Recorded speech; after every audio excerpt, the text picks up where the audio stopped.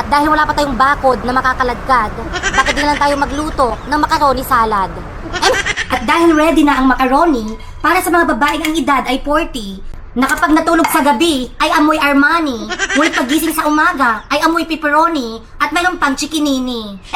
At syempre ilagay na natin ang condensed na gatas para sa mga baklang mahilig sa matitigas, kaya ang musong ay minamanas at ang hininga ay amoy medyas.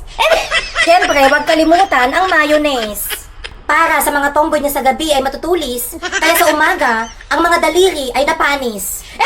Charan! Para sa mga lalaking sutil na sa gabi ay mahilig mamisil-misil, ang bunganga ay punong-puno ng pangil, at ang hininga ay amoy ipil-ipil, fruit cocktail. Keso, para sa kapitbahay mong mukhang piso, na matabilang nguso, ngunit ang katawan ay parang paso. At syempre, huwag kalimutan ng Nestle cream bago halo-haluin. At always remember yung kasabihan mga ateng, na anong silbi ng masarap na fruit salad kung sa gabi ay walang kumakaladkad.